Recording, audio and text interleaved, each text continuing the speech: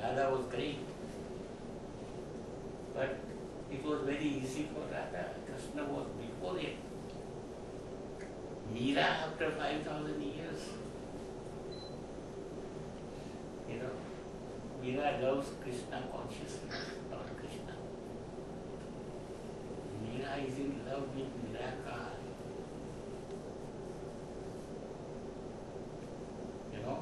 Brahmanand Swami has a beautiful, Swaminarayan Sat.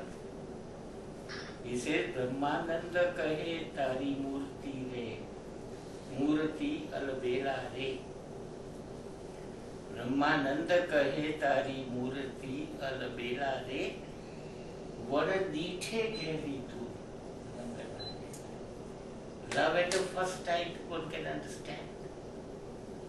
But one you have not seen at all, to love him that much. So Meera's love is unique. But what I am saying is, Krishna dances with his gopis. Krishna is very close with his gopis. Krishna wouldn't mind gopis hugging him. Can you imagine Mahavir hugging a woman? No. Krishna is unbelievable because he negates nothing. He negates nothing. He accepts everything that life has to offer.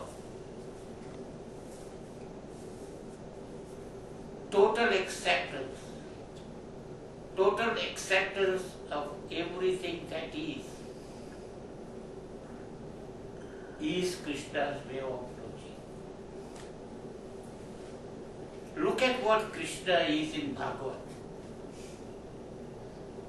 And look what Krishna is of Baba. You cannot conceive of these two human beings being one. As a matter of fact, there is a great historical debate that Krishna of Bhagavad was born 2000 years ago. And Krishna of Mahabharata came after 2000. I mean, it's impossible that this man, loving, dancing, playing flute, Krishna, steals these clothes of gopis so he can see them naked. This guy is preaching Gita. But I believe they must be the one and the same person. I believe so. That's the uniqueness of Krishna. That's what makes him unique.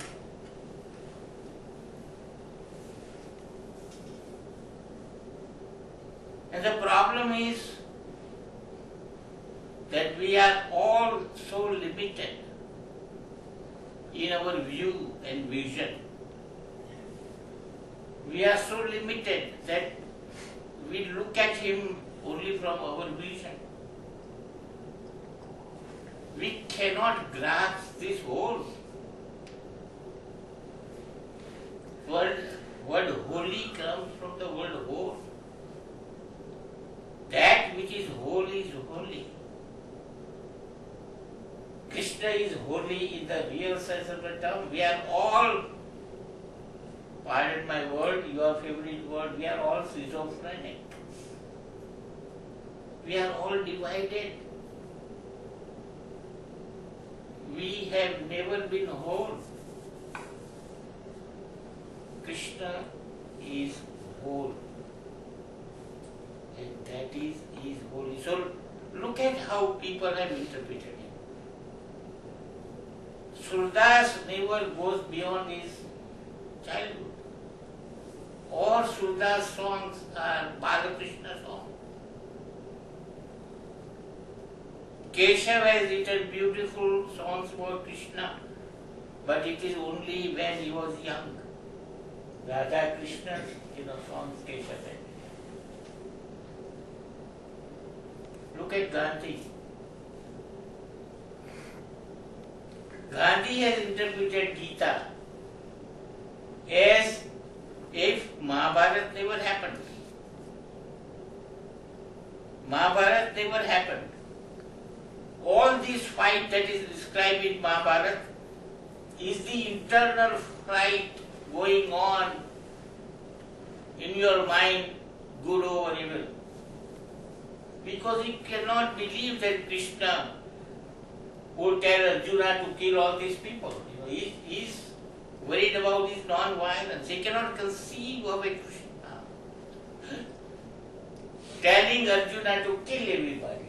It's not acceptable to Mahavir. So he interprets his own way. And they say, no, this is an allegory. This is a rupak. Mahabharata never happened. Tilak interprets Mahabharata in his own way. It is a karma yoga. Everybody from his limited angle, it is like peeping,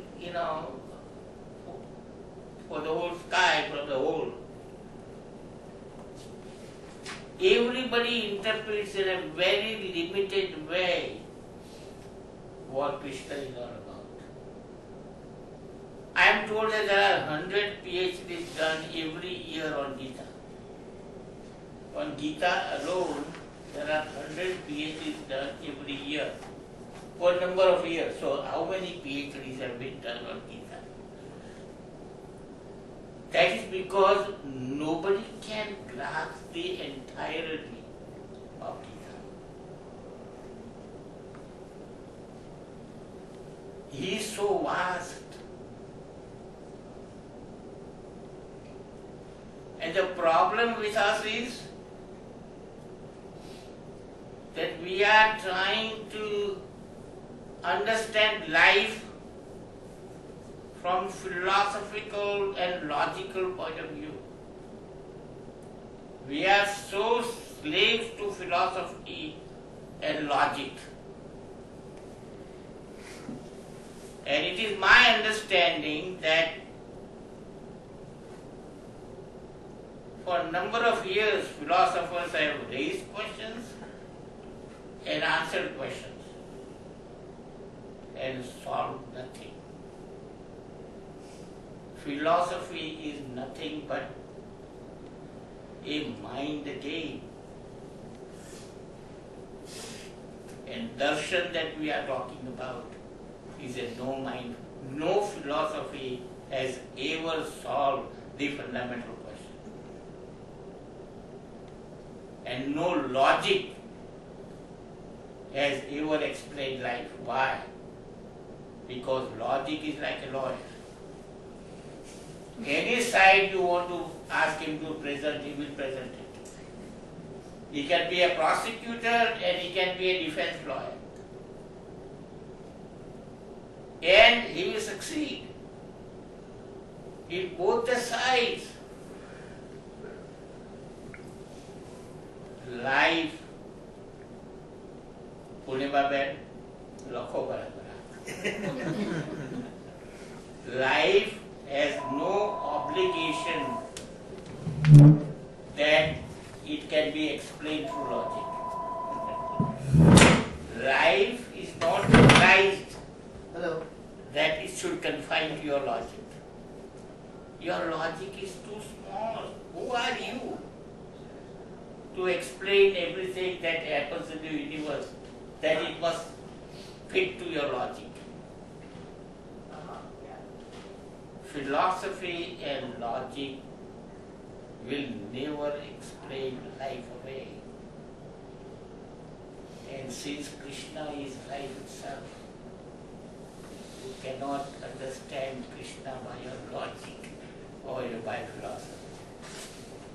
Impossible. He is beyond logic. He is beyond philosophy. He is whole. He is life itself. He is as vast as life itself. Now let me spend some time because this is the crucial point. Everybody has a problem with Krishna on this ground. That how can Krishna preach Arjuna? Preach Arjuna to fight. The Vishal Yogi Ullik everybody would sympathize with Arjuna. Because Arjuna says, I don't want to fight. Whom I will be fighting? These are all my relatives. On the opposite side is Drona, who taught me this art of fighting. On the other side is Bhishma.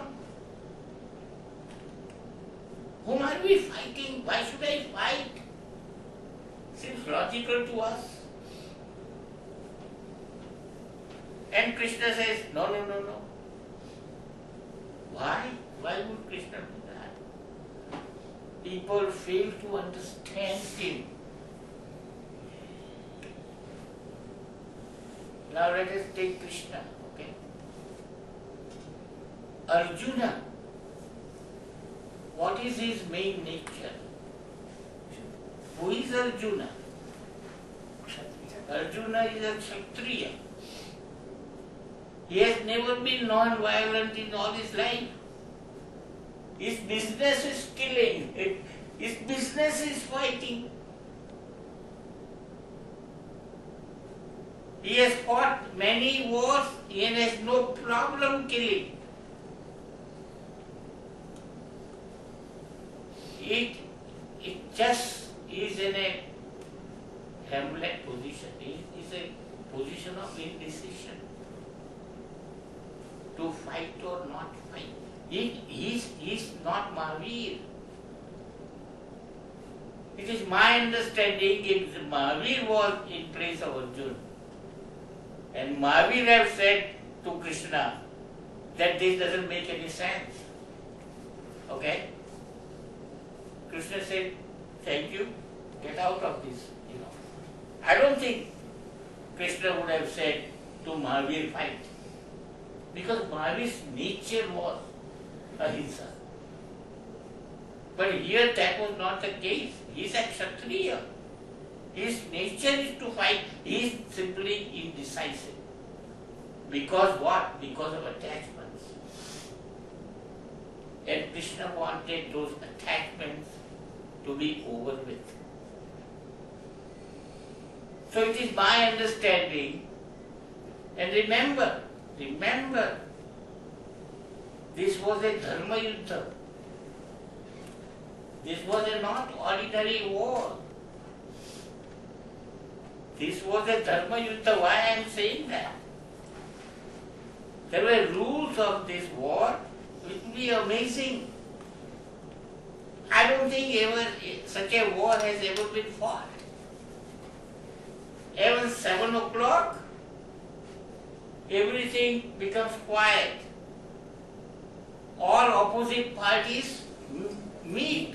They have dinner together. They play poker together. What kind of a fight is this? Yeah, but I don't want to take it. Let's turn it off at least. So it is an unusual kind of war. It is a war where victory is possible.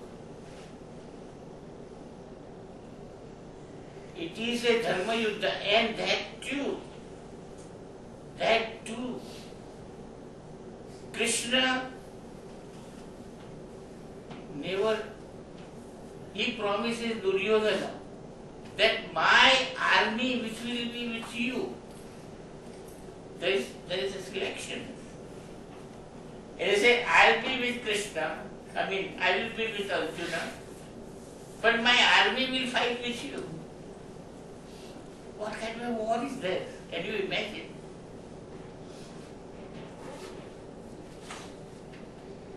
So it was a Dharma Yuddha where victory was possible. I would argue very strongly that if Krishna was today and if Pakistan and India were willing to fight with nuclear weapons, where there is no victor left, if there is a nuclear war where everything was going to be destroyed, Even if you win, you will have lost. I don't think Krishna would advise at that time fight. So remember, Krishna's advice was for Arjuna only. You cannot misinterpret it by saying that Krishna was a war monk. Krishna was not at all interested in war. He tries to avoid that war to the best possible extent. He tries and tries and tries and say, Pandava, give them this, give them that. He wants to avoid it as far as he possibly can. But at the same time, he is not a pacifist. He is not an escapist. Although one of his name is Ranchor Rai. When he leaves yeah. Okay? He can do that if that is the proper, thing to do. But he is not a peacenik. He is not a pacifist. He is not a warmonger either. He does what is appropriate at the moment. That's the most important point to understand Krishna. Krishna you can never understand. You will find it so many contradictions. Krishna says, I will not fight, but I will be with you. And then when the time comes, he takes the Sudarshan. He doesn't worry about what he said, some time ago. He doesn't care. He is not Ram. Vachana jai, but prana jai, but vachana. No. He says, I live in the moment. I don't live in the past. I don't live in the future. I live in this moment, and out of my full awareness, whatever is right, I am going to do. I am not wedded to any principles. I am not wedded to any commandments. I am not interested in charitra. I am not wedded to any character. I am going to do what is right in the moment. And the beauty is, whatever Krishna does, he doesn't have to follow any principles, any commandments. Whatever Krishna does is going to be always right. For us, we are slaves to our logic. We are slaves to our philosophy. We are slaves and conditioned to our ideology that we cannot understand a character like him. He is not worried about those things. He will do exactly what is appropriate in the moment in his living. And unless you understand that, you will never understand Krishna. Therefore, when first the Upanishads were translated into English, they were amazed. Westerners could not believe when Upanishads were translated. Why? 108 Upanishads. Nowhere in the Upanishad there are any commandments. No commandments. No principles of morality. Nothing. Do this, do that. That's what organized religions have been preaching for thousands of years. There is nothing like that in the Upanishad. And another important aspect of Upanishad, Upanishad never explains why. They are mere statements, declarations. This is so. Take it or leave it. Why? Because Upanishads are not philosophical. They are not intellectual. They don't come out of the mind. They all come out of the darshan. Whatever the rishis perceived as truth, They are making simple declarations. And you know, all things in life are like that. There is no why to it. A 10-year-old boy will ask you a simple question. Okay? Why is sky blue? Why is sky not red or yellow or black? What answer can you give? What philosophical answer can you give? It is so. Sky is blue because it is blue. So, philosophy, logic, this is all coming out of their experience. All Upanishadic statements are like that. Which, if you try to explain through cause and effect or through philosophy, you will never succeed. But they are truth. Take Isavasya Upanishad. What did it say? Purnamadaha Purnamidam Purnat Purnamudachyate Purnasya Purnamadaya Purnameva hi Shishyate. Now how illogical is that? He said, from Purna comes out the Purna. And if you take the entire Purna out of that Purna, then Purna remains the Purna. Now no mathematician would accept that. But isn't that true of love? Have you ever thought about that? You have 5 kids and you give your entire love to the first kid. Is your love not remaining the same for the second kid? There is nothing distracted from it. Purnasya Purnamadaya. Purnameva hi. I mean, these are all declarations like that. In whole Upanishad, there is no preaching of any kind, no do's, don'ts, no commandments of any kind. Because they come out of darshan. That is Krishna.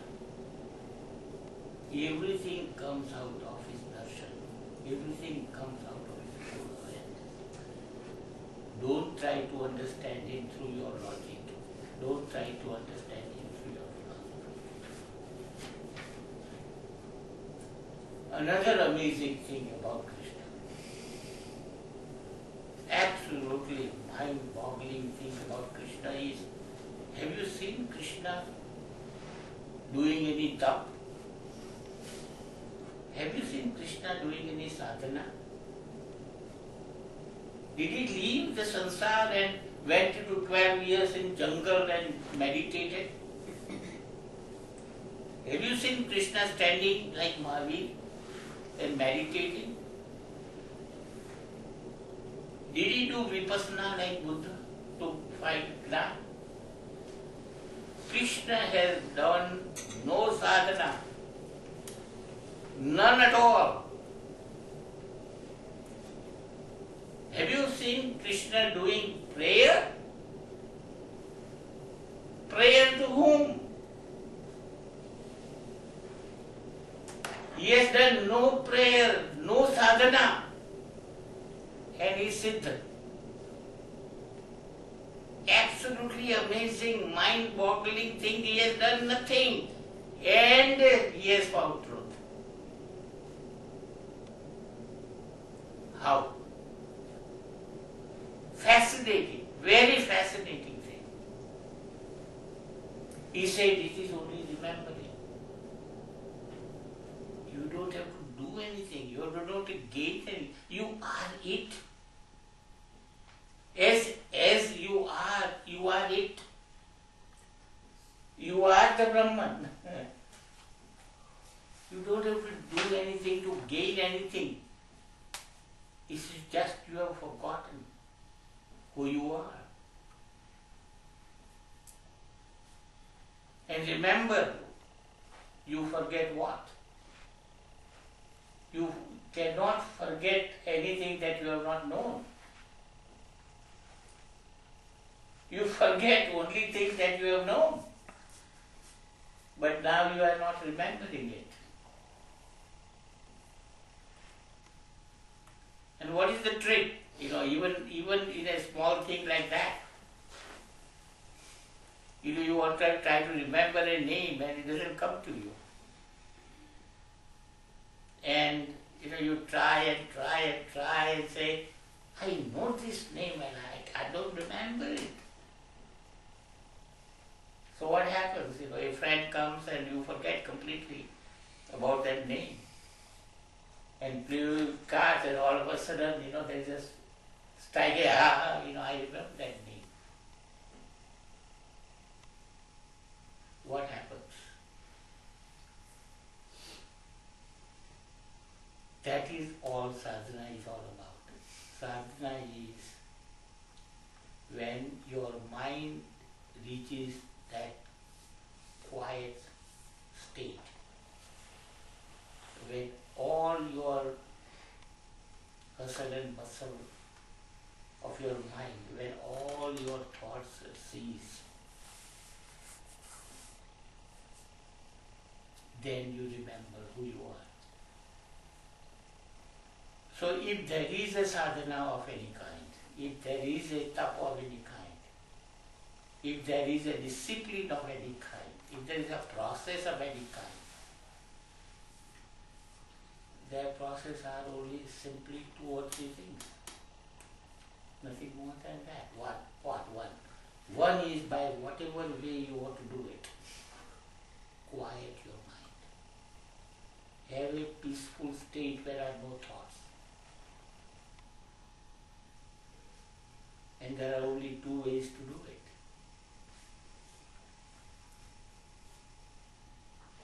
One is what they call devotion or bhakti. Bhakti is nothing but prem, love. And the second is dhyan. So you want to pursue Buddha's way, you want to pursue Mahavir's way, pursue that dhyan. But dhyan at one time was exceptional.